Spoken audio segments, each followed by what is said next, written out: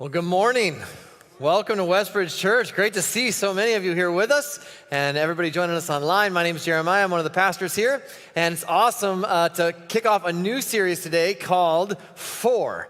And here's the idea behind this. I'm going to give you the premise of the whole series right up front. So if you're watching at home and your power goes off, don't miss this one. Many churches over time become known for what they're against.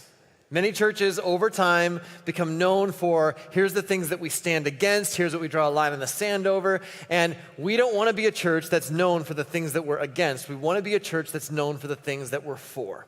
And so that's what we want to be our reputation. Every individual, every single corporation, every single person, every single product, every church over time develops a reputation.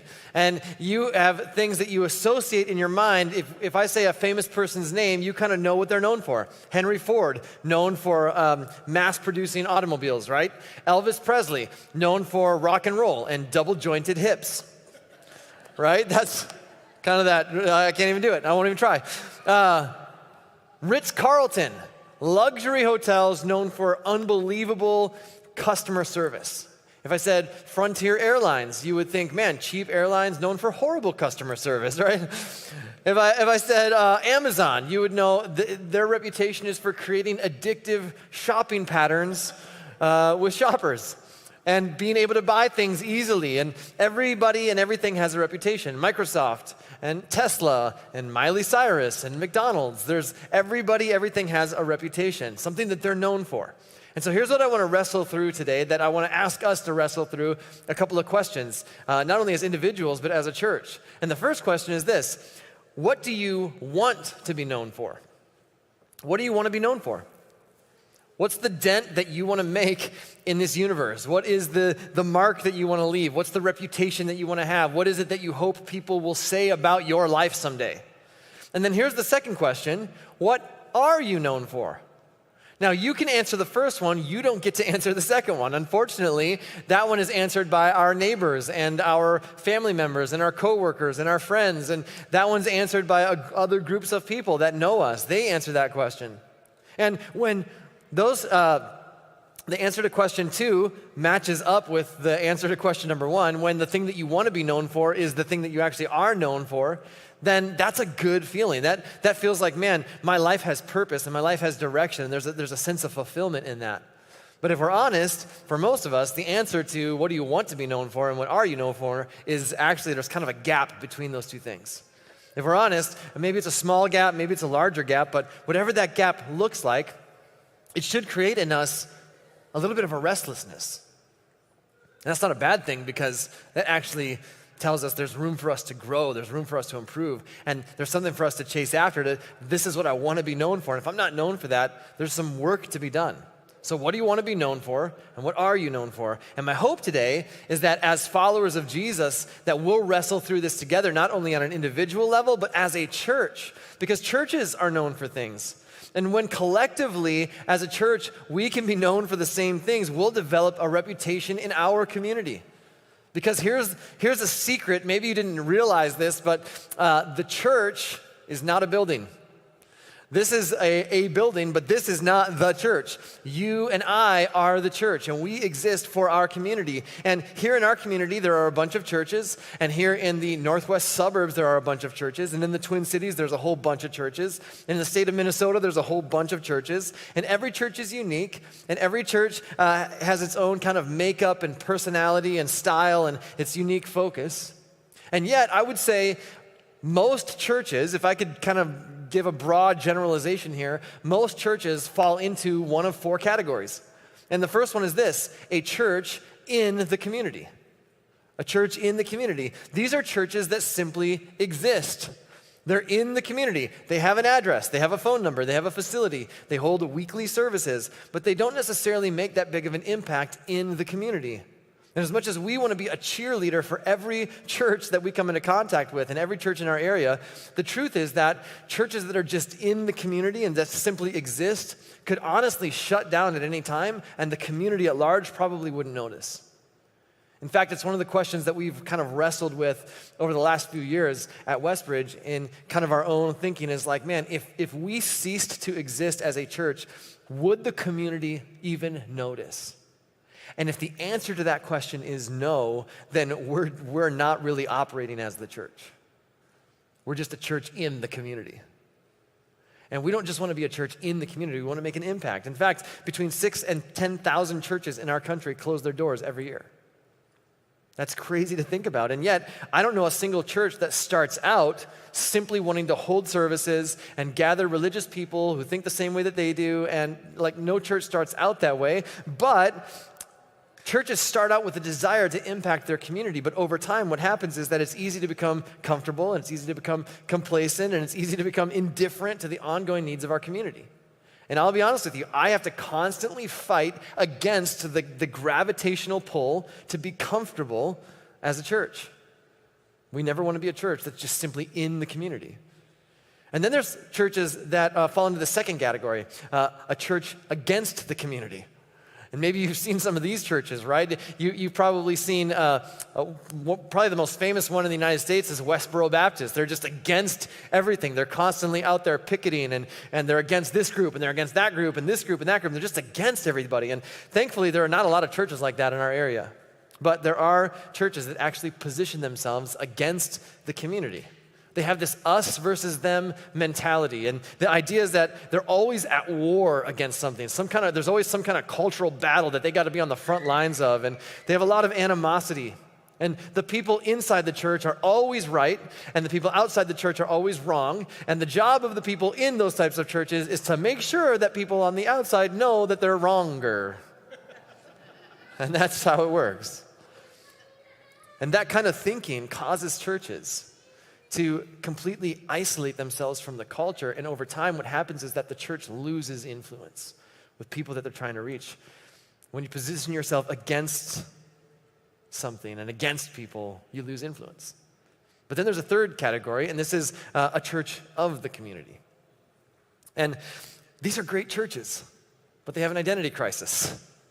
They want to be everything to everybody. Their beliefs and their values and their convictions constantly change based on whoever's there, and they don't really stand for anything, and they're big on grace but not so big on truth, and they have few convictions, and these churches tend to just reflect the values, beliefs, and thought patterns of the community that they're a part of.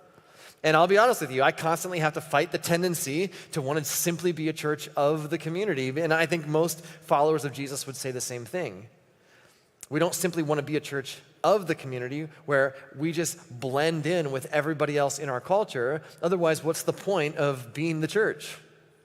And so we don't just want to be a church of the community, even though we have a lot of people who are from our community. Instead, here's where we want to land. We want to be a church, number 4, a church for the community. A church for the community. We want our community to know we are for you. And I got to be honest with you, in my lifetime, I've never seen a better opportunity than in this last year for us to demonstrate that we are for our community. In fact, think about this. 2,500 years ago, the nation of Israel had this kingdom, and they had this around the city of Jerusalem. They had the walls, and they had the temple in Jerusalem, and there was a king, and they had armies. And about 2,500 years ago, they were besieged by the nation of Babylon, which was the world empire of that day. And the king, Nebuchadnezzar, led his armies, and they came against the city of Jerusalem, and they laid siege to the city of Jerusalem, and they broke down the walls, they defeated the army, and they destroyed the temple, and then they carried off many of the most prominent, many of the youngest and the brightest, and they carried them off to Babylon to live in captivity in Babylon in exile. If you've ever heard stories of Shadrach, Meshach, Abednego, if you've ever heard stories about Daniel, this is where they lived. They lived in this empire of Babylon. And it's about 500 miles away from Jerusalem. And in Babylon, they lived for the rest of their lives. They never returned to Jerusalem. And it's during this season, there's a Jewish prophet named Jeremiah. And Jeremiah he's reflecting on everything that's taken place, and he's back in Jerusalem. He wasn't taken, he's left there, and he's in the ruins of the city, and he's in mourning for what's happened, and everything's changed. And where the nation is at, God speaks to him, and he gives him a message, and says, I want you to deliver this message to the people that are living in Babylon. Deliver this message to the people living in exile. And this is what the message from God is to the people that have been carried away into exile and living in captivity. Build homes and plan to stay. Plant gardens and eat the food they produce. Marry and have children. Then find spouses for them so you may have many grandchildren. Multiply, do not dwindle away.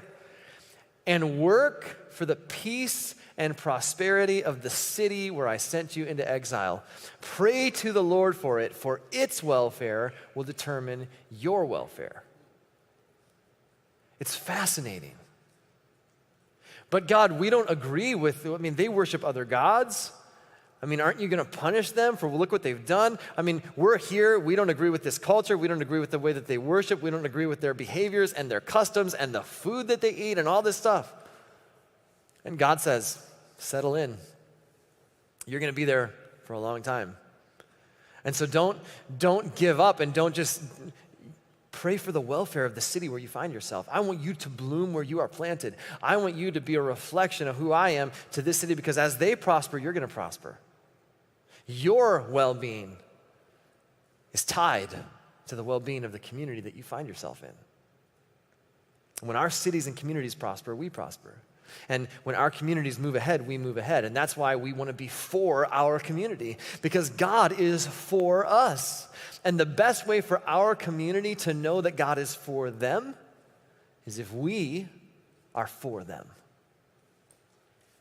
And that's why over this last year we've done so much. Even throughout our history we've done so much, but we've even ramped that up as things have happened over the last year. That's why we work hard with Help for the Hurting Home. If you're not familiar with Help for the Hurting Home, they have people who are going, man, we're facing the situation of having to go through a divorce. But before we do that, we want to talk to somebody. And so Help for the Hurting Home comes in and helps them navigate that and provides counseling and resources and guides them through and helps lead them toward restoration if possible. So we've been partnering with them for years. This last year, we did 5 blood drives here in the building every 2 months, like clockwork. We got another one coming up in February, another one in April. So if you want to give blood, man, we'd love to have you do that. But why? Because we're for our community. But what does that do for the church? Nothing. We're for our community. We want them to know that we're for them because God is for them. We've worked with Operation Pencil over the last several years to provide backpacks for students that aren't able to afford school supplies. We do Operation Angel Tree every year and provide gifts for people in our community that can't afford to buy gifts. It's why for so many years we did a night to remember prom, a prom for students with special needs. And this last year we weren't able to do it in person. And so we did a drive-through red carpet in our parking lot and a virtual dance over Zoom. We just made it work. Now we've had to, again, put that on pause for this year, but we're working hard to bring that back again next year. Why? What does that benefit Westbridge Church? Nothing. We're in the community and we're for the community. So we want them to know that we're for them. It's why we work with and support The Nest, which is a home in our area for moms who are expectant mothers who are homeless. And they can go and live and stay. And we've worked with Salvation Army, and we do the Sandwich Project, and Adopt a Highway, and Place of Hope, and Arrive Ministries in St. Cloud. And why? Because we're for the community. And this year, last year we had trips planned, which, of course, again, most of them got canceled. But we're working hard, and we're planning this year as if they're going to happen. And we'll see what happens if they do, but they may or may not. But we're planning as if they're going to happen. We're putting dates on the calendar. We're putting teams together. And so our first trip is actually coming up in May to Haiti. And I just want to encourage you, if you even think I might be interested in going to Haiti with a global team from Westbridge Church, I want to encourage you, grab that connection card. You can grab it right now. I don't even care. It doesn't offend me one bit. At home, sign up. You can just write the word Haiti on the back of your connection card, and we'll send you information because next week we have an informational meeting. That doesn't sign you up for the trip. It just says, I want information about the trip. I might be interested. So grab that, write Haiti on the back, make sure we have your contact info. And then we've got other trips coming up. We're planning trips to Dominican Republic later this year. We've got a trip planned to Eswatini, Africa later this year. We're working on setting dates for Kaliningrad, Russia, and Istanbul, Turkey. And we're just planning them as if they're going to go, and then we're trusting that God's going to help us. But why would we do that? Because we're for the community. We're for people. And we do things because we want to be for our community. To be for someone means that you want the best for them. You sacrifice for them. You want to see them succeed and encourage them and stand alongside them. And to be against someone means you don't want the best for them. It means that you don't sacrifice for them. You don't hope that they succeed. You don't encourage them. You don't stand alongside of them. Instead, you just battle them. You debate them. You show them how wrong they are. You do everything you can to draw a line in the sand and make a point. And here's what I know. Churches that work really hard to make a point rarely ever make a difference. Churches that work really hard to make a point, here's where we stand. We're going to stand on the truth of this and draw a line in the sand. They rarely ever make a difference. And so we just determined we want to make a difference. In the fall of 2006, my wife and I stood in the living room and we shared a dream about what we felt church could be. And we said we wanted to leave religion behind and build a gathering of people around this idea that there's hope in Jesus. And Jesus and his way of living life. And so early on, we asked questions like, how do we make it easy for people to find and follow Jesus? How do we remove the barriers that sometimes churches unintentionally put up along the way? And we began to use phrases that could help paint a picture of the DNA that we wanted in our culture, of what we wanted to build together. Because we didn't just want to attract people who thought exactly like we did and people who saw the world the exact same way we did. We didn't want to create a church for the already convinced. Because we knew that there was 80% of people in our area who were not connected to any type of faith community whatsoever. So we wanted to create a church where people could feel like even if they were really far from God and regardless of whatever baggage they had and whatever religious baggage or relational baggage or whatever doubts and whatever questions, and no matter what was in their background, no matter if they'd ever been to church before or not, that they could come and that they could belong. And so we said things like, no church experience required. We said things like, no perfect people allowed, right? Church for the rest of us. Casual atmosphere, serious faith, no making out in the back row. And that one was because we were in a theater, and it just felt like it fit. And then we said this, somewhere along the way, we said, no weird stuff. It's like, why would you have to qualify the church as no weird stuff, you know? But we had to promise that because of the experience that so many people had with churches was like, there was some weird stuff going on. And so we had to convince people that we were normal. And we're still working on that, but people's experience, it ranged from such a wide range of experiences from like, it's so boring that I want to gouge my eyes out to like, it's so insane, I want to gouge your eyes out, And it's just kind of like, let's convince people that, no, you can be a normal person and follow Jesus and bring hope. And while this was never an intentional message, the message that oftentimes comes ringing through for churches and what my friends perceived to be, what they saw as sacred space, the church, was that, hey, you have to come in and you have to do the things the way that we do things and then God will love you. And no church says that. No church, that's never the message, is like, hey, be exactly like us and then God will love you. But unintentionally, sometimes that's the message that comes through. Hey, as long as, if you're embracing some type of sinful lifestyle, you're voting for candidates that we don't agree with, or, you stay over there, but once you change, you can join us. In fact, once you dress a certain way and act a certain way and talk a certain way and think a certain way, then you can be on our team and you're going to love it. And around 23, 24 years old, I went through a transition in my life, and I can't fully explain it, but the summary was this: man, I don't want to go through my life just being against stuff. I want to be for something. I don't just want to be against everything in culture that doesn't line up with my belief system. I actually want to give my life being for something, not just against something. And churches can get really good at making a point, but are we really making a difference? And this is the tension that all churches have to live with. Our options as a church are, we can make a point or we can make a difference.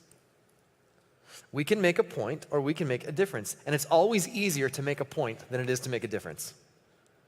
Think about it from a parenting perspective. It's, as a parent, as a dad, it's always easier to make a point than it is to make a difference, right? When my kids are doing something that they shouldn't be doing, or their attitude does not reflect the attitude that I think they should have in that moment, it's a lot easier to just yell and threaten and take away their electronics and send them to their room. It's way easier, and wow, does that feel good. You know why? Because I made a point. And I'm confident as parents that I send them to their room and I take away their phone and they slam the door, and I know they're sitting in their room just mulling over all of the wisdom that I have just poured out into their life. And they're probably sitting there like, man, Dad, he raised some really good points. And they're thinking it over and it's really getting into their heart. But making a point is never as good as making a difference, is it?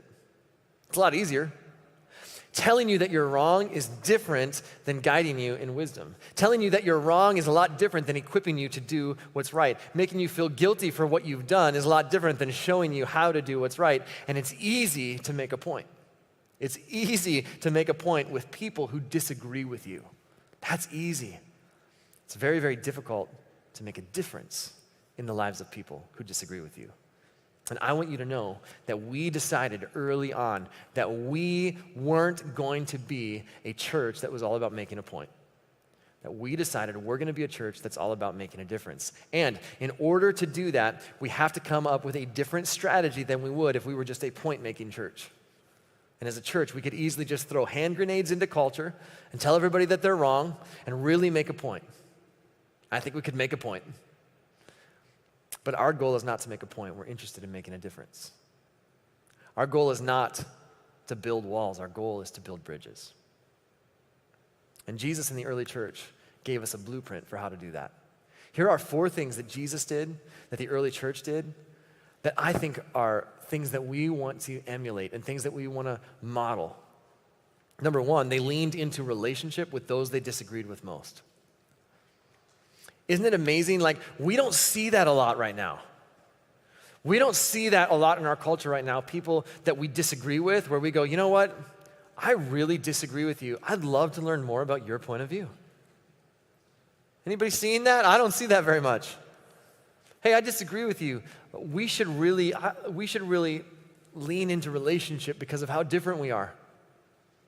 They leaned into relationship with people they disagree with most. In Acts 17, Paul is in Athens, and he's walking around, and he notices there's lots of different statues and lots of different idols to lots of different gods because it's a very religious city.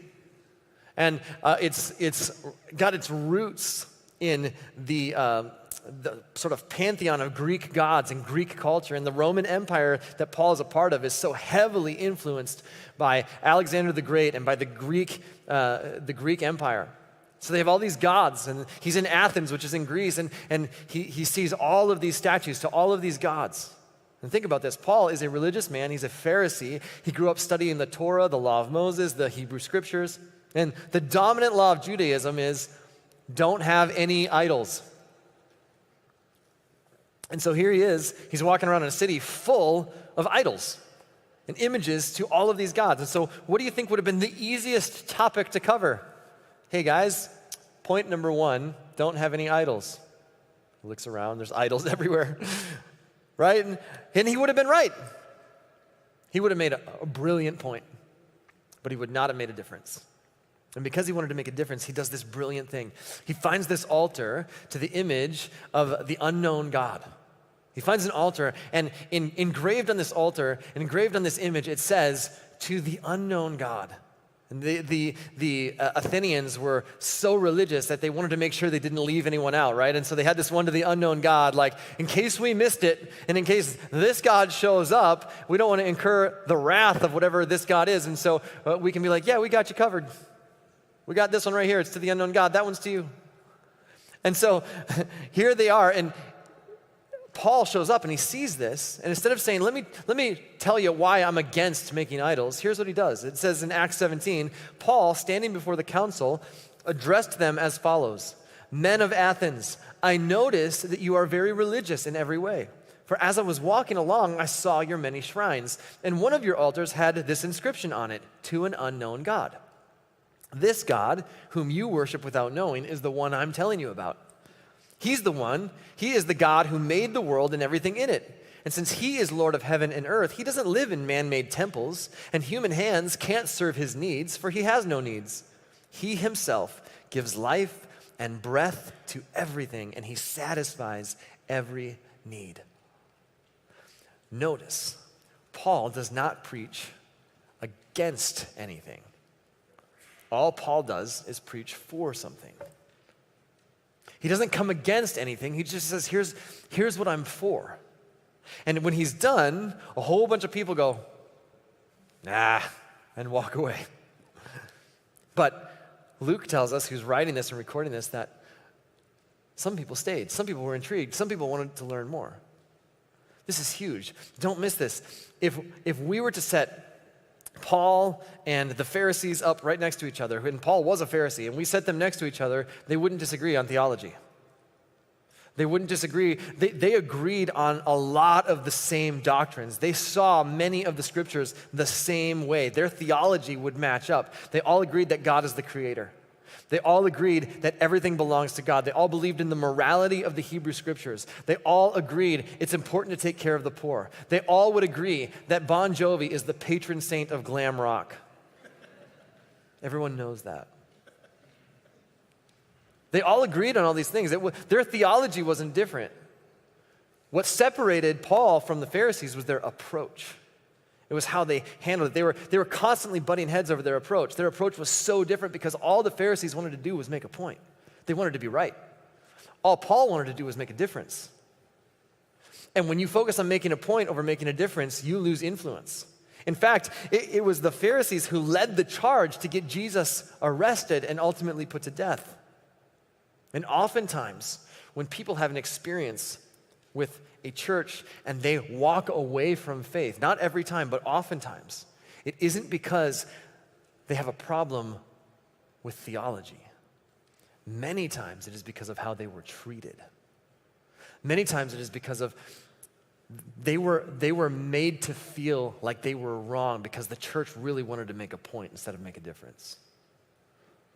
And we've just decided, man, we're going to enter into loving relationships with people that we don't even agree with people who don't see things the way that we see things, because that is what Jesus and the early church did to make a difference.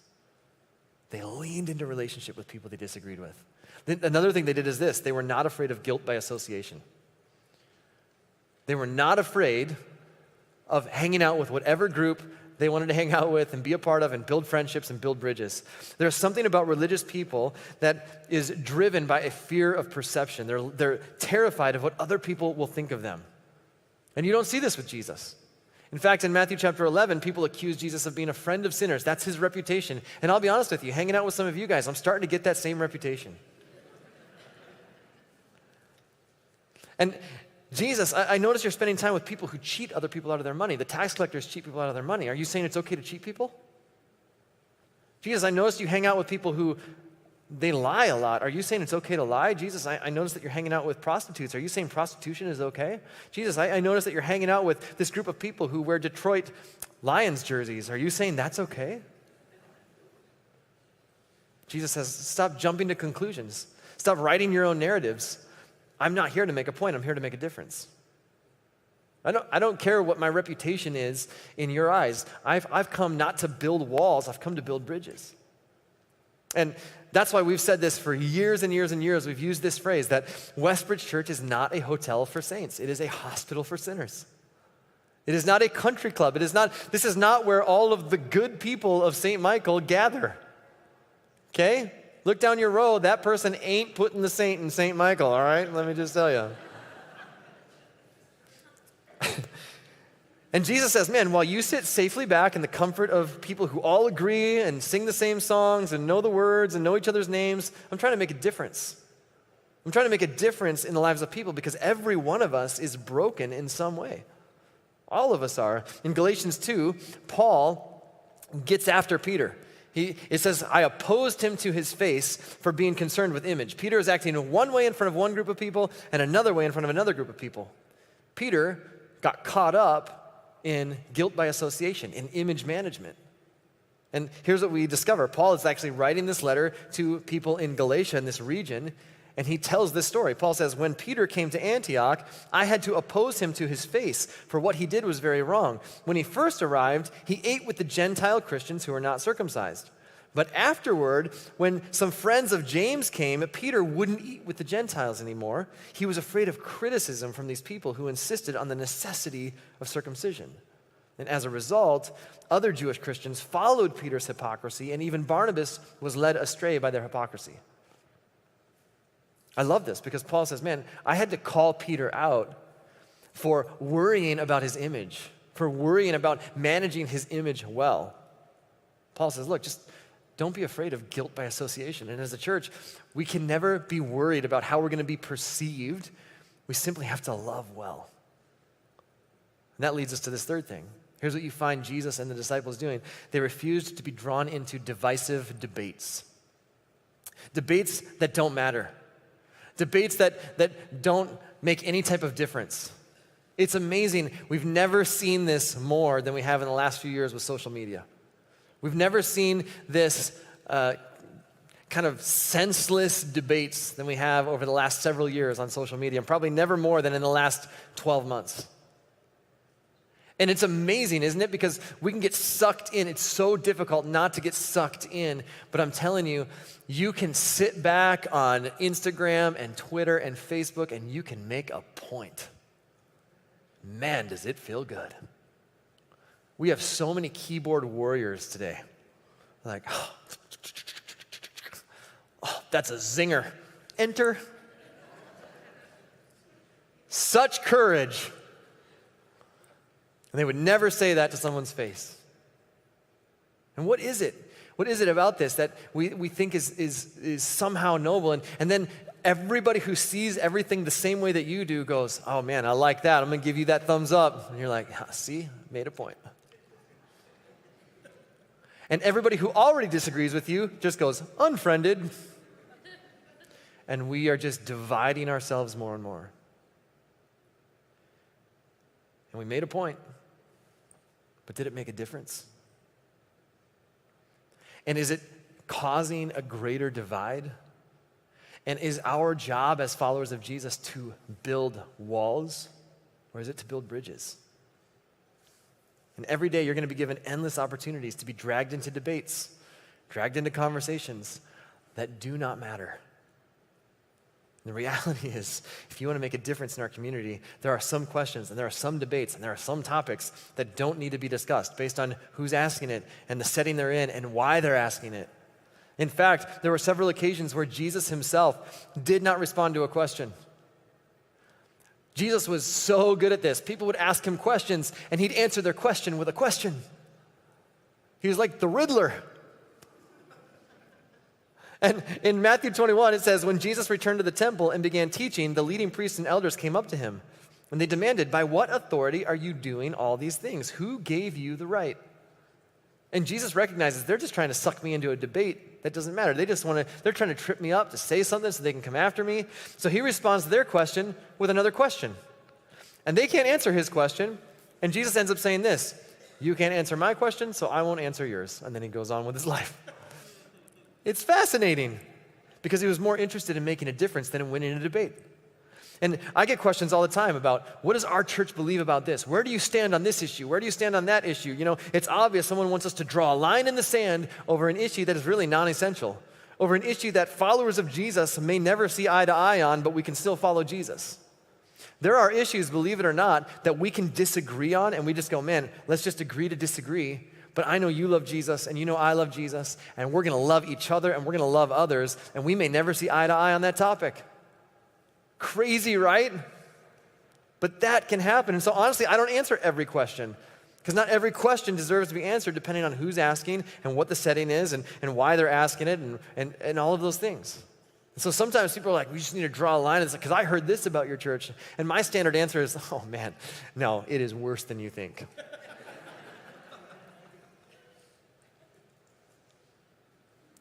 I don't want us as a church to be drawn into debates that don't make a difference. That leads us to number 4. They didn't judge non-Christians for behaving that way. The church is notorious for this. We lose influence in culture when we try to police the behavior of people who already tell us that they're not followers of Jesus. We're like, hey, you're not following the way of Jesus. And they're like, yeah, I know. That's not very Christian behavior because I'm not a Christian. That's not really the behavior. I don't know why we feel the need, oftentimes as the church, to police people outside the church who already profess that they don't follow the way of Jesus. We don't do a very good job at policing our own behavior and making sure that we, the ones who profess to follow Jesus, actually follow Jesus.